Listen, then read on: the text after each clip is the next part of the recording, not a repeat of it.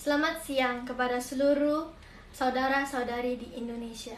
Saya Felicia, yang juga lebih akrab dikenal sebagai Felicia Tissue di sosial media. Dalam situasi pandemik yang sulit ini, saya berharap warga Indonesia akan tetap tabah dan menjaga kesehatan masing-masing.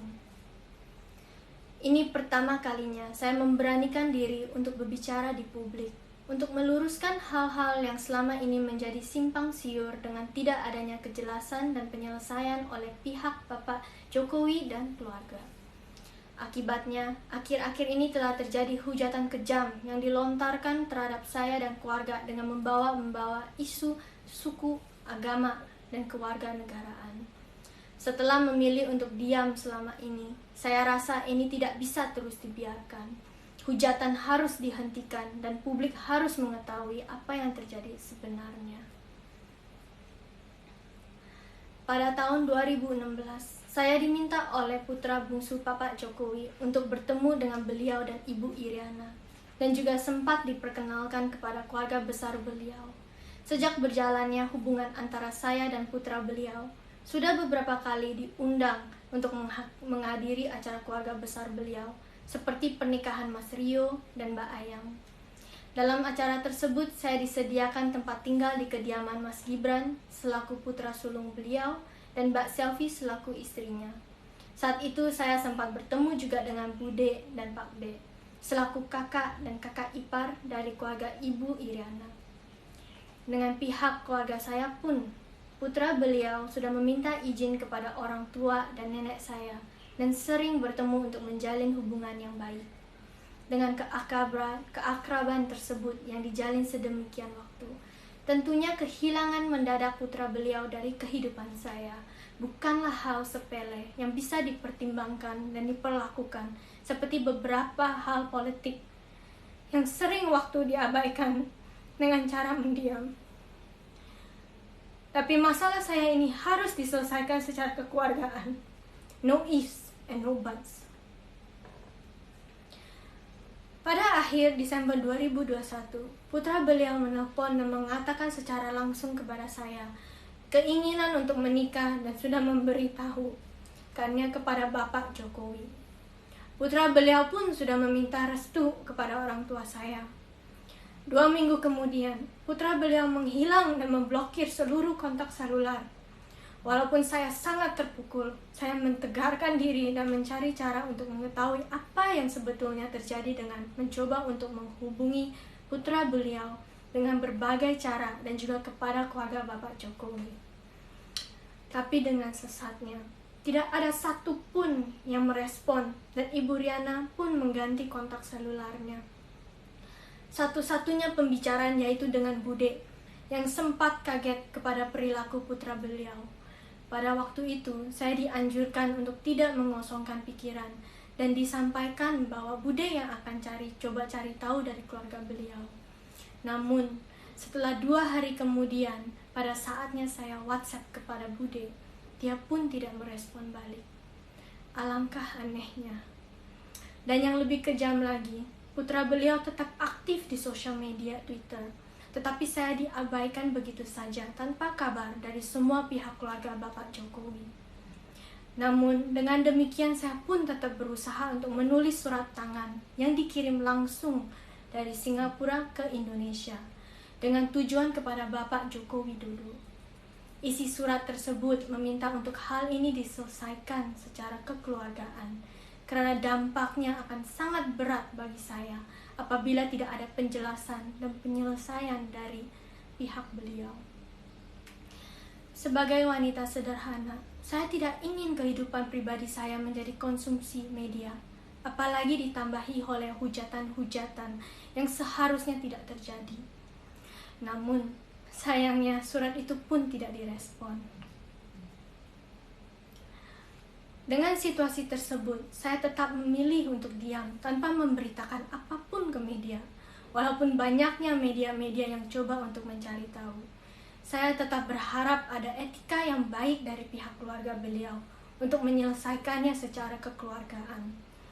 Tetapi di saat putra beliau menghilangkan semua foto-fotonya di halaman Instagramnya, berita mulai muncul. Nenek saya yang sudah berusia 84 tahun menelpon untuk bertanya. Namun saya hanya bisa menyampaikan, belum tahu Ama, tapi jangan khawatir ya. Karena saya mengkhawatirkan kesehatannya. Tetapi nenek saya tetap menempuh perjalanan ke Istana Bogor untuk mempertanyakan ada apa sebetulnya dengan putra beliau. Sayangnya, perjalanan itu sia-sia. Dinding istana begitu tebal dan tidak ada seorang pun yang menjawab pertanyaan nenek saya. Akhirnya, badai tidak bisa lagi terbendung. Pada tanggal 7 Maret 2021, 2 hari sebelum perayaan ulang tahun saya, saat media online mengungkapkan foto kebersamaan putra beliau dengan sosok wanita yang saya kenal sebagai karyawan perusahaannya. Mulai saat itu, foto-foto mesranya mulai beredar luas di media online, dipertontonkan kepada publik.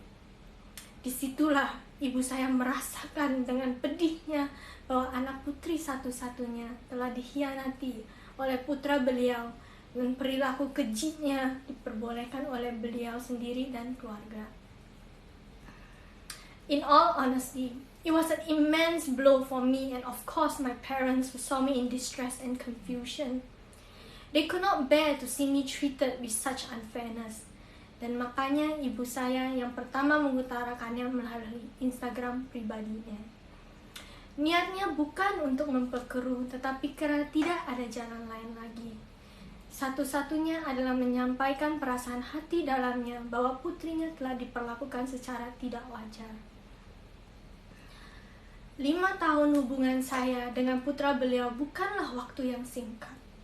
Saya sangat terpukul dan tidak bisa berkata apapun. Namun, saya beruntung karena ada ibu dan kakak saya yang mewakili saya, dan keluarga besar yang menguatkan saya. Beberapa bulan sudah berlalu, dan saya berusaha untuk membangkitkan diri dan menjalankan hidup baru saya ini. However, under the scrutiny of the public eyes, dan dengan tidak adanya etika baik dari Bapak Jokowi dan keluarga, telah memberikan peluang untuk orang-orang di sosial media untuk menggoreng dan menghujat saya dan keluarga, seperti ibu dan nenek saya, sampai saya pun secara langsung dihujat secara ras, agama, suku, kewarganegaraan, dan juga dengan menggunakan kata-kata kotor yang merendahkan harga diri saya sebagai wanita. Bisa dibayangkan dampak beratnya untuk saya dan keluarga.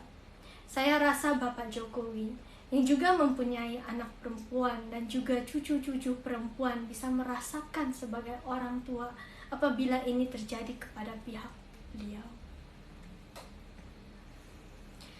Saya ingin tegaskan, ini bukan masalah jodoh atau tidak berjodoh, ini tapi masalah etika dalam penyelesaian masalah kekeluargaan. Saya ingin bisa menjalankan hidup saya dengan legowo tanpa selalu diusik. Karena tidak ada penyelesaian baik dari pihak beliau, maka saya harus berbicara yang sebenar-benarnya kepada publik agar saya dan keluarga tidak dipertanyakan lagi satu persatu, apalagi diusik dengan hujatan yang kejam. Seharusnya lelaki wajib melindungi wanita, tapi pada saat ini saya berdiri dengan tegar untuk diri sendiri. Seperti yang dikatakan almarhum Gus Dur, sosok pemimpin moderat yang sangat saya kagumi. Pancasila dan konstitusi begitu mudah diucapkan oleh para elit dan penguasa. Namun, mengapa mereka begitu sulit melaksanakannya? Sebelum saya mengakhiri video ini, saya ingin mengucapkan selamat Hari Waisak bagi seluruh umat yang merayakannya. Terima kasih.